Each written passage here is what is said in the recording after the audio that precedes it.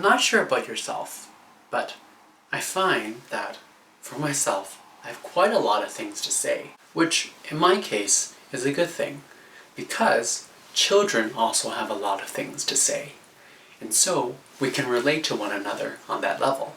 With that said, we don't always have the chance for the things we want to say to leave us and to go into the world. When that happens, we can often get frustrated, upset, or feel other negative emotions.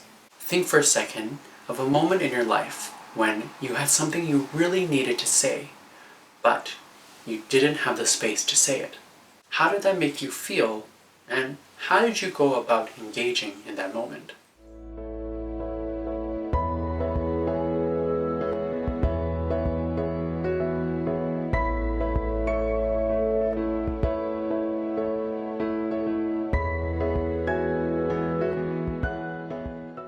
Picture this.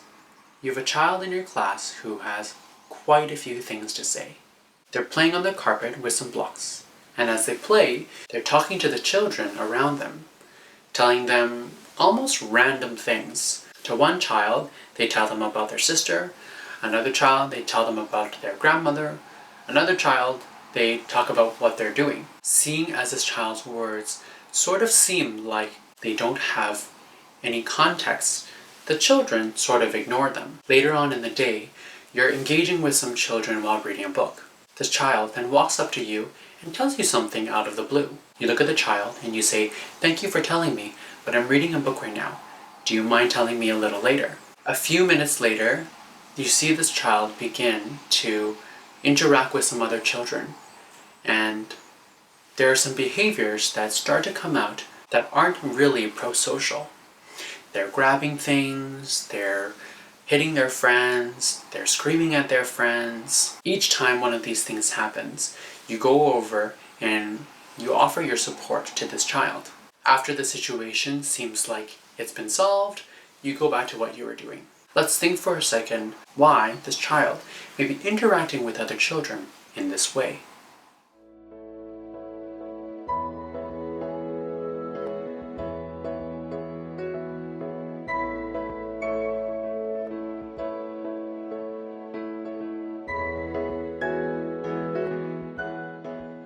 After taking some time to reflect, I noticed that there was a correlation between this child having many things to say and then acting the way they acted with the other children.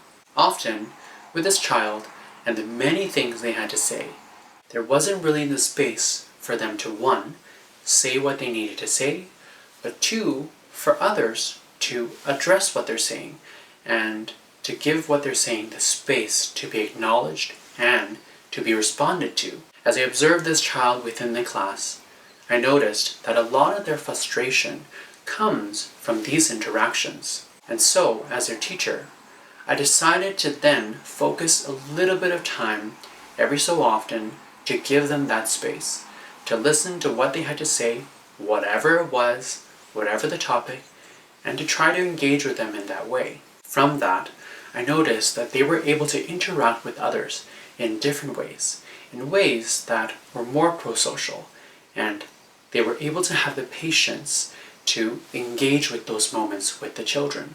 Oftentimes, children can become frustrated or annoyed or upset because of things that we might not think are connected. But when we open our eyes, our ears, to really see what's going on, we'll begin to see the connections and maybe even think of solutions of how to support the children.